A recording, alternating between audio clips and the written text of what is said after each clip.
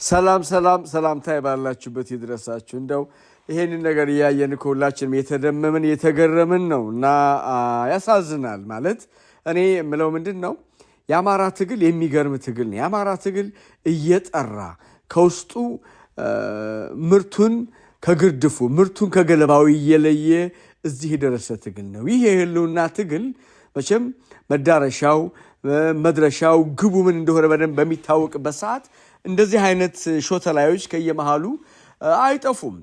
ይሄ እኮ ራሱ የትግል ጸባይ ነው። አንዳንዶቻችን የምንናገራቸው ንግግሮች ምኖች ነው የሚረበሽ የአማራ ልጅ የለም።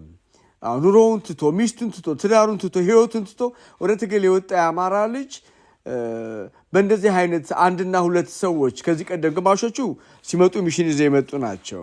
አንዳንዶቹ እንኳ በመሳሳት ወይንም በኢጎ ወይም ፍሌክሲቢሊቲ ባለመኖር ፖለቲካ ታክቲካል አሊያንስና ስትራቴጂክ አሊያንስ የሚባሉ ሁኔታዎችና ንግግሮችን እነዛን ባለመረዳትና ባለማወቅ የተደረገ ስህተት ነው። ለነገሩ በአጠቃላይ የአማራ ትግል ከውስጡ እየጠራ ኩልል እያለ የትኛው ትክክለኛ የአማራ ታጋይ ነው የትኛው ትክክለኛው ታጋይና መከራን በመቀበል በአማራ ህዝብ ላይ ያንዣበበውን ሞት ያንዣበበውን የመጥፋት አደጋ ያንዣበበውን በአገሩ በምድሩ ኢትዮጵያ በተባለች ሀገር ላይ አጥንቱን በከሰከሰባት ደሙን ባፈሰሰባት ሀገር ላይ እንዳይኖር የታወጀበትን ህዝብ የማዳን ዘመቻ ላይ የተሰለፈ ሁሉም አማራ ነው ወይ?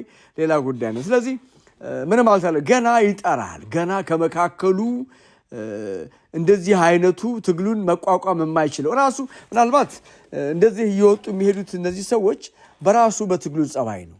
ስለዚህ የአማራ ትግል ወደፊት ይመነደጋል፣ ያድጋል፣ ይገሰግሳል። አንድና አንድ ግቡ የአማራ ልጆች ትግል ግብ አንድና አንድ ማሸነፍ ብቻ ነው። ሌላ ምርጫ የላቸውም። ይሄ ግልጽ ነው። ጀግኖቹም እየተናገሩ ያሉት ጀግኖቹም እያብራሩ እየተዋደቁ ያሉት ስንቱ የአማራ ልጅ መከራውን እየበላ በየትኛውም አማራ የሚባልን ህዝብ ልክ እንደ ማርያም ጠላት ከዛም በዘለለ እንዲጠፋ የተፈረደበትን ህዝብ ለማዳን የወጡ የሚታገሉ የአማራ ልጆች ግባቸው አንድና አንድ ማሸነፍ ብቻ ነው። እዛ ይደርሳሉ። ስለዚህ በዚህ አንገረም። ምናልባት እዚህ ላይ እንደው አንድ ኮሎኔል ፋንታሁን ሞሃቤ ሪሊ ይሄ አይመጥነውም ነበር ከከፈለው መስዋዕትነት እስከዛሬ ካሳለፈው ህይወት እስከዛሬ ከከፈለው መከራና ችግር በተለይ ለአማራ ህዝብ መሰደድ ከነ ጀነራል አሳምነው ጽጌ ጋር ከነ ጀነራል ተፈራ ጋር ከሌሎችም ጀግና ከሆኑ ከአማራ ልጆች ጋር በእስር ቤት የማቀቀ ግለሰብ ዛሬ በእንደዚህ አይነት ሁኔታ ሪሊ መቼም አንዳንድ ጊዜ እኮ ወንድ የአማራ ልጅ ዛሬ ፋኖ በያዘው በመጨረሻዋ ባንዷ ጥይት የራሱን ህይወት የሚያጠፋ ስንት ጀግና እንዳለ እናውቃለን። እንደዚህ አድርጎ በተዋረደ አይነት መልኩ እጅን መስጠትና በእነሱ እጅ መግባት ውርደቱም ሪሊ የህሊና ወቀሳውም ጸጸቱም የራሱ ነው።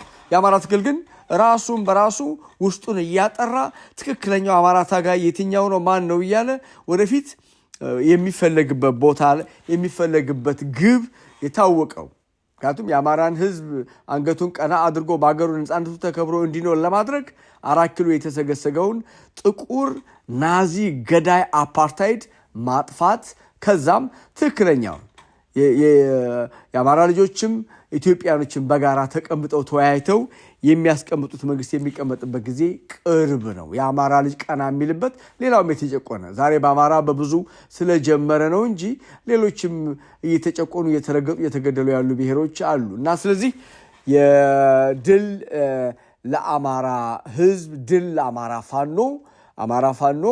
ፋኖ ያሸንፋል ያለ ጥርጥር። አሁንም ገና የሚጠሩ ስላሉ ምንም ነገር ሳንሸበር ጥንቃቄ በተሞላበት አይነት መልኩ ትግላችንን ወደፊት መቀጠል ነው። ይሄን ወራሪ ኃይል እስከ መጨረሻው ድረስ ቦታውን በመስጠት እስከ መጨረሻው ድረስ ጥጉን በማስያዝ ይሄንን የያዘውን የ4 ኪሎ የአባታችንን የሚኒልክን ቤተ መንግስት መረከብ ነው። ይሄ ነው ዋናው እና ስለዚህ እንበርታ ሁላችንም ሚዲያውም ላይ ይሰራ ትግሉ ወይም የአማራ ፋኖ ትግል ያሸንፋል፣ ዳር ይደርሳል። ድል ለአማራ ፋኖ፣ ድል ለአማራ ህዝብ።